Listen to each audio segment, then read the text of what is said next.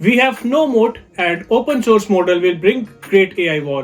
ये मैं नहीं एक Google employee का कहना है. And based on the last Google I/O announcement, कुछ ऐसा ही लगता है. Been applying AI to make AI first, generative AI. Third, AI, applying AI. Finally, rigorously tested AI with AI. Large language models with AI. Power of AI, generative AI platform, AI. Tailwind. AI first AI model. The moon landing is AI generated. Generative AI, powered by generative AI. With AI at the center. Leading edge AI research with Google's AI in the cloud. Personal AI. Building AI. It is no surprise कि Google all AI चला जाए to survive in this market and to compete against OpenAI and Bing. They also announced some amazing tools for mobile and web developers. And आज की इस video में we will look at 10 announcements जो Google I/O ने की है.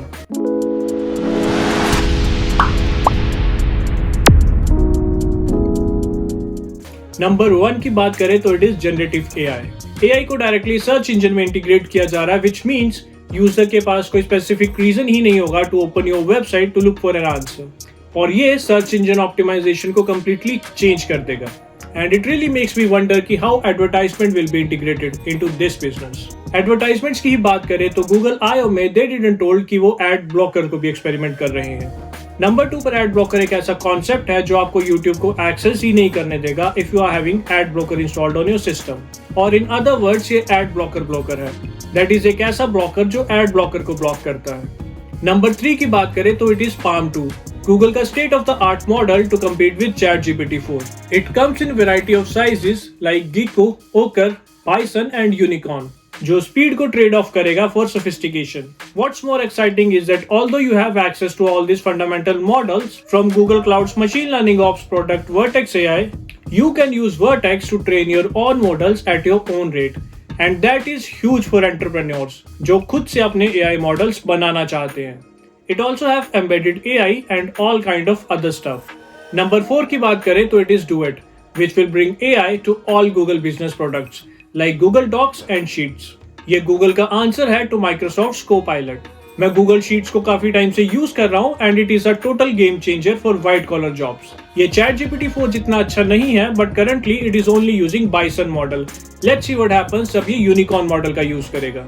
In addition, they are integrating AI to IDEs like Android Studio. उन्होंने Studio Bot का डेमो दिया जो खुद से कोड को लिख सकता है and खुद से कोड को एनालाइज करके डिबग भी कर सकता है. नंबर 5 की बात करें तो it is Project Tailwind, which is Tailwind CSS, built natively into the Chrome browser. But no, this is not what it is. I wish वो होता but ऐसा नहीं है. It is just another AI product. आप इसे Google Drive की तरह consider कर सकते हो जिसमें bunch of documents हैं और ये उन सारे documents को एनालाइज करके खुद ही एक अपना मॉडल ट्रेन कर देगा. It will be incredibly useful for cheating your homework. Or maybe in a situation where you need a legal lawyer, तो ये खुद ही आपके डॉक्यूमेंट्स को एनालाइज करके एक लीगल एडवाइस आपको दे देगा. नंबर 6 की बात करें तो Google announce an foldable phone जिसका market price about 1.5 lakh rupees होगा. Now Apple is the only premium company जिसके पास फोल्डेबल फोन नहीं है. नंबर 7 पर गूगल I/O में बात हुई फायरबेस अपडेट्स की जिसमें उन्होंने कुछ नए frameworks like SvelteKit, Astro and Flutterweb के बारे में बताया. Firestorm अब क्वेरीज को सपोर्ट करता है. Cloud functionalities got Python runtime and उन्होंने कुछ AI एक्सटेंशंस को भी लॉन्च किया लाइक Palm API. नंबर 8 की बात करें तो उन्होंने अनाउंस किया new version of Flutter that has support of Material 3 spec, which is a great use for mobile app developers. Number 9 is even better, which is WebAssembly to manage memory languages. Garbage collecting languages like Dart and Kotlin को अब WebAssembly पर compile किया जा सकता है, which means कि ये languages अब directly web browser पर भी run कर सकती हैं. Tools like Flutter can already transpile to JavaScript, but WebAssembly is 3 times faster. उन्होंने React डेवलपर के वर्स्ट नाइटमेयर का भी डेमो दिया that is running a Flutter app inside an Angular app.